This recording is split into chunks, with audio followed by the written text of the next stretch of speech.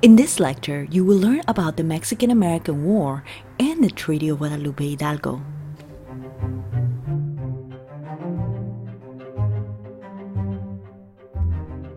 In 1821, Mexico gained its independence from Spain.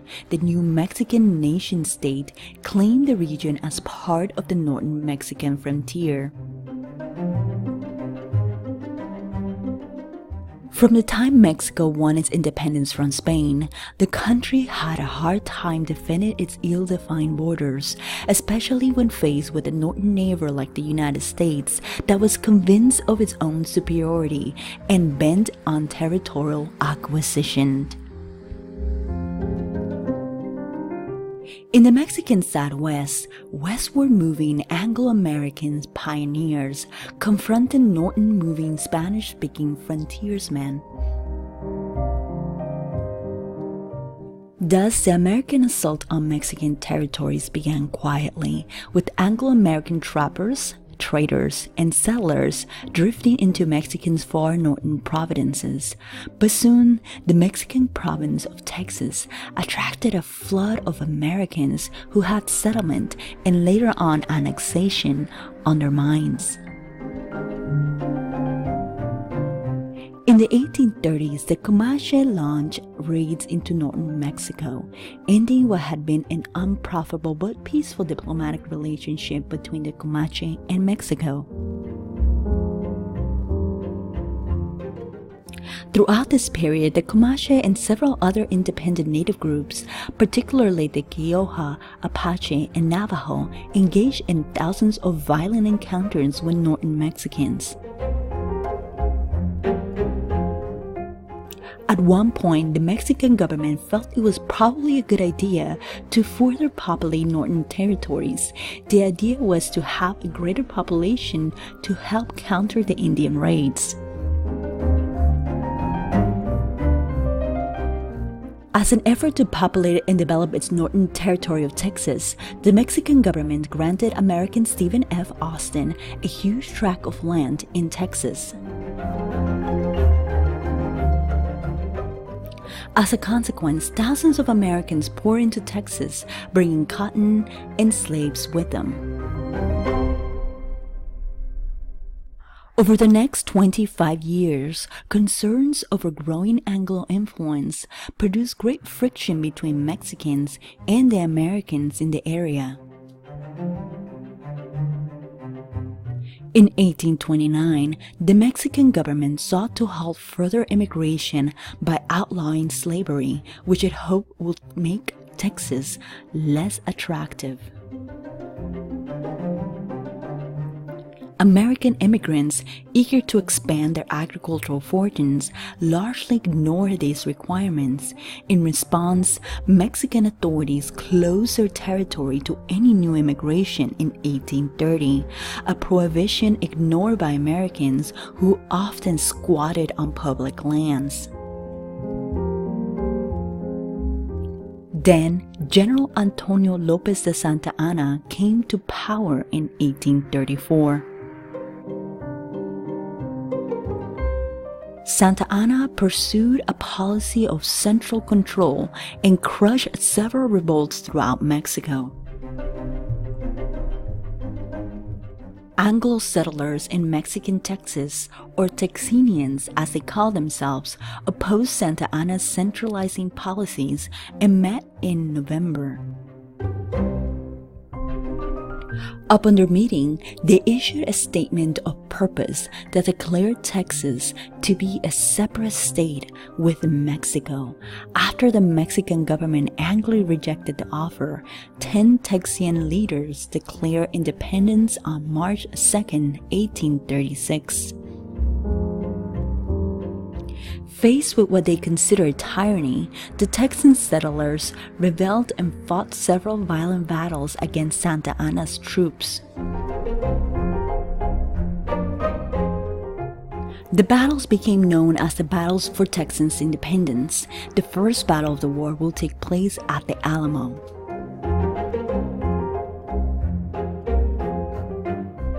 On February 23, 1836, approximately 200 Texans barricaded themselves on the former Spanish mission and military post called the Alamo.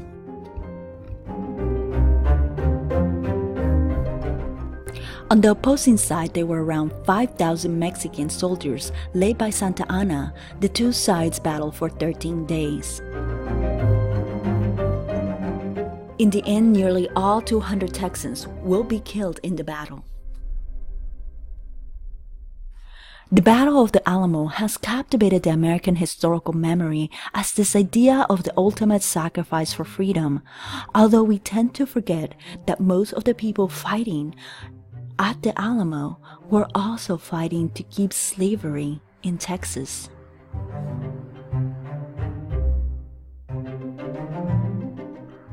But we see this event memorialized in movies like The Heroes at the Alamo in 1937,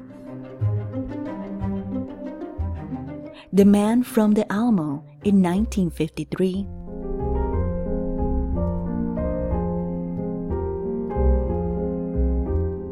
The Alamo 1960,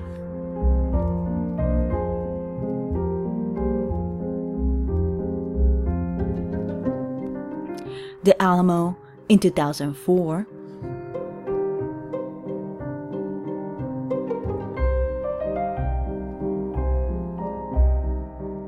and the Chupacabra at the Alamo.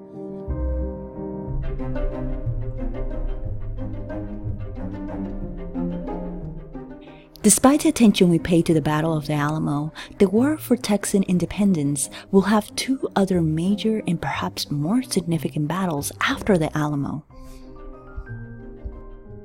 As a matter of fact, in the Battle of Goliad, Santa Anna will win the battle once again as he had done so at the Alamo, and he will order around 330 Texan prisoners to be executed.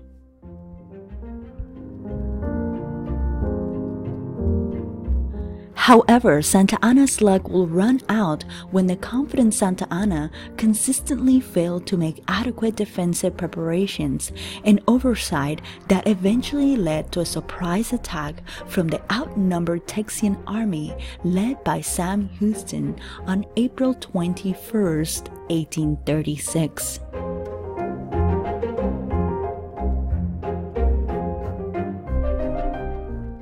The surprise attack from Sam Houston will be known as the Battle of San Jacinto. It only lasted 18 minutes and resulted in a decisive victory for the Texians. Santa Anna was captured in the aftermath of the Battle of San Jacinto and was compelled to sign a Treaty of Velasco on May 14, 1836, by which he agreed to withdraw his army from Texas and acknowledge Texas independence.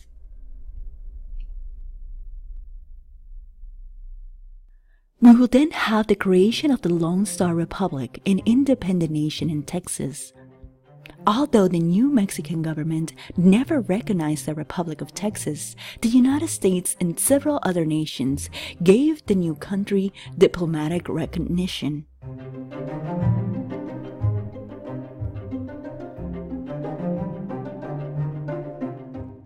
Texans had sought admission to the Union almost as soon as winning their independence from Mexico in 1836, but annexing Texas raised the question of slavery.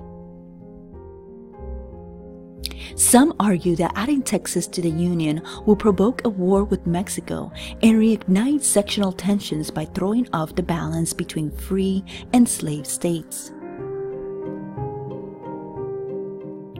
John Tyler became president after William Henry Harrison's death in April of 1846. Harrison died of pneumonia 31 days into his term, thereby serving the shortest tenure in United States presidential history.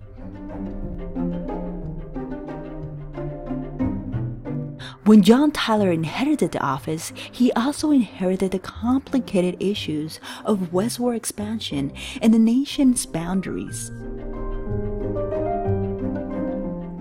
The issue of Texas had not died down by the 1844 election. The Whig Party nominated Henry Clay, an ardent opponent of annexation, and the Democrats chose James K. Polk, a strong supporter of annexation. Polk and his party campaigned on promises of westward expansion with eyes towards Texas, Oregon, and California.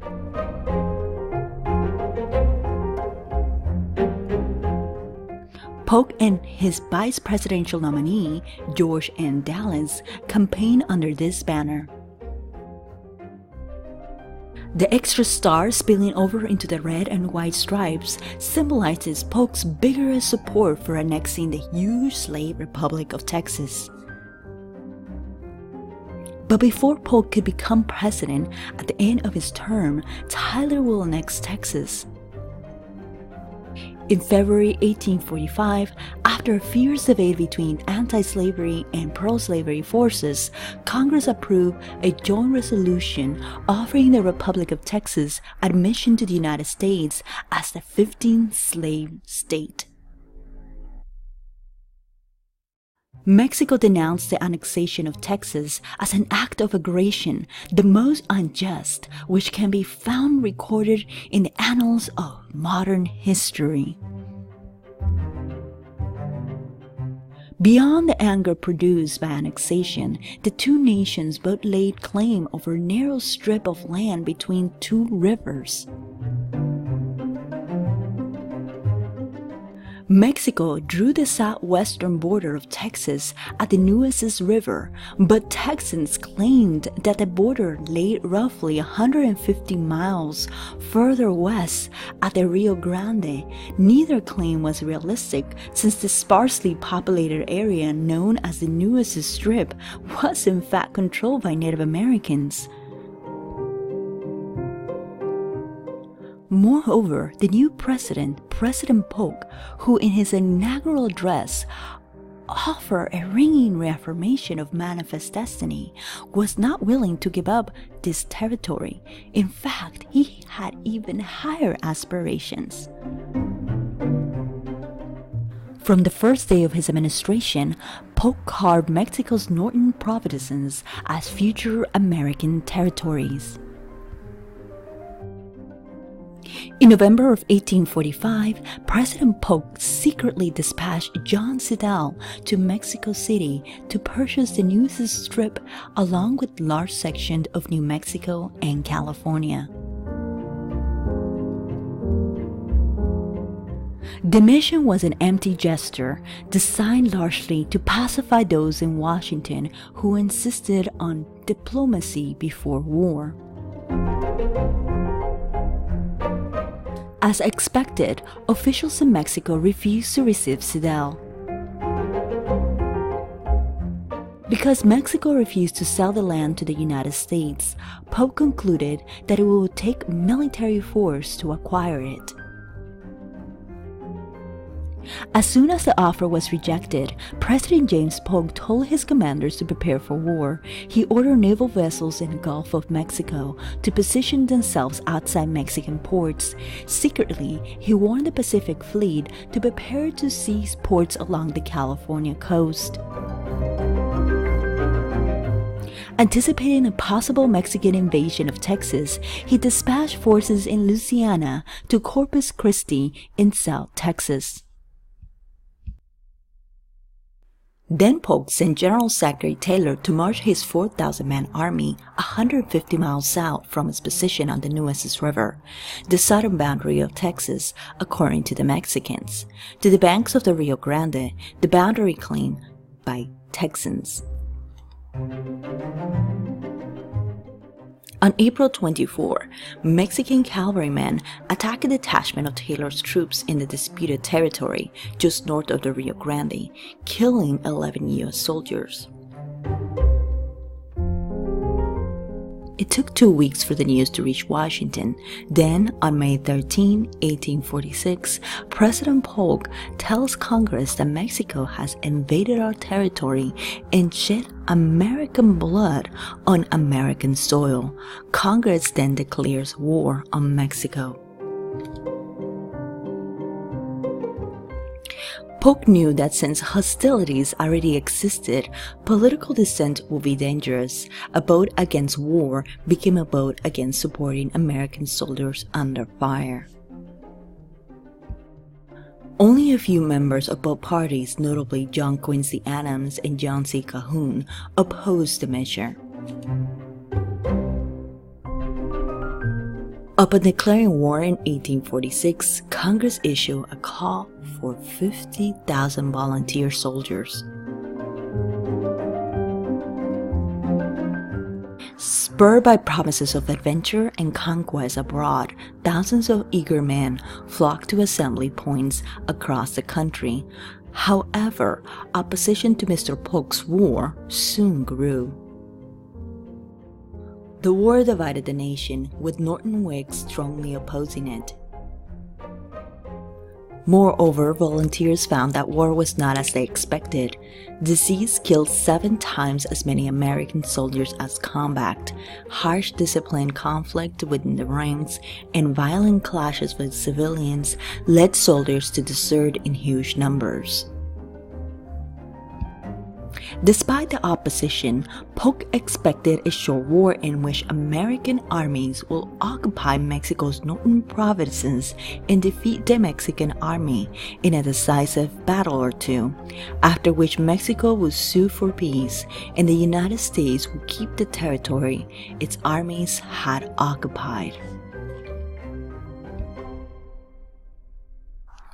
Initially, Polk's strategy succeeded. Zachary Taylor led his troops to several victories over the Mexican army, earning him a reputation as a war hero. In California, for years before the Mexican-American War, Americans who championed Manifest Destiny sought to attract American settlers from Oregon Country to California, and in the 1840s, Americans streamed into California, just as they had done so in Texas. The U.S. government made no secret of its desire to acquire California. In 1846, former Army captain and explorer John Fremont, with 60 white frontiersmen, raised an independent movement known as the Bear Flag Revolt. So when the U.S. declared war on Mexico, Colonel Stephen Watts Kearny led 1,700 troops to occupy New Mexico and then march on to California, where after several clashes and severe losses, U.S. forces occupied Los Angeles.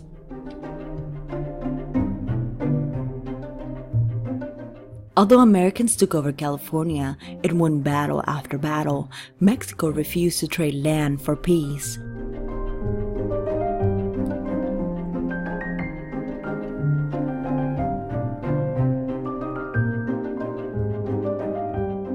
Polk then devised another plan for winning the war, sending General Winfield Scott 250 miles inland to Mexico City, while Taylor's troops still occupied the north.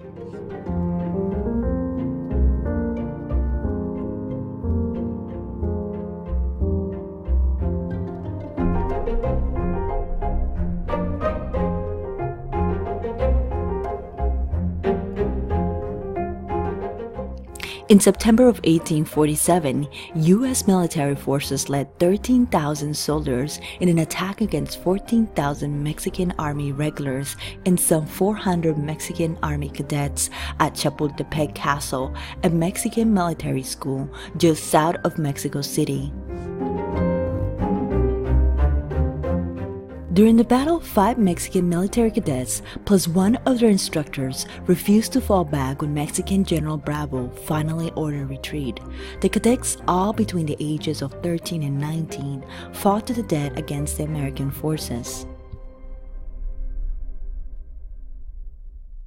According to legend, the last of the 6 cadets, Juan Escutia grabbed the Mexican flag, wrapped it around himself, and jumped off the castle point to prevent the flag from falling into enemy hands.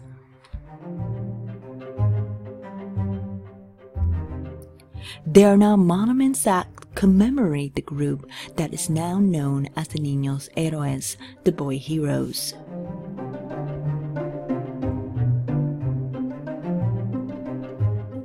The cadets are even on the back of the Mexican currency.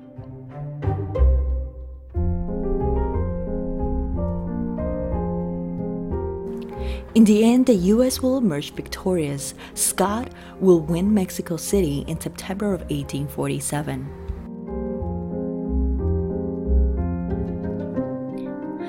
The ensuing American victory is memorialized in the first lines of the U.S. Marine hymn, referred to as the Halls of Montezuma.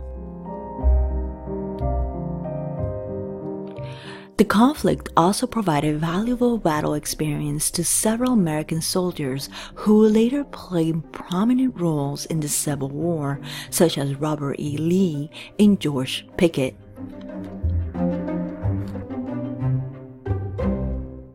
On February 2, 1848, American and Mexican officials signed the Treaty of Guadalupe Hidalgo, in which Mexico agreed to give up all claims to Texas above the Rio Grande and to succeed the huge provinces of New Mexico and California to the United States. The American triumph in the war had enormous consequences for both Mexico and the United States. In less than 75 years, the United States had expanded from the Atlantic coast all the way to the Pacific.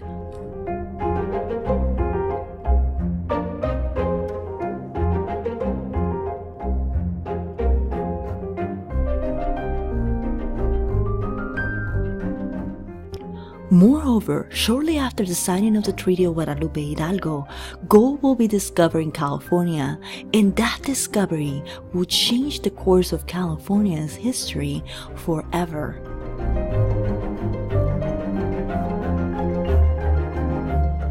That is all for now. Please watch the next video lecture to see what happens next.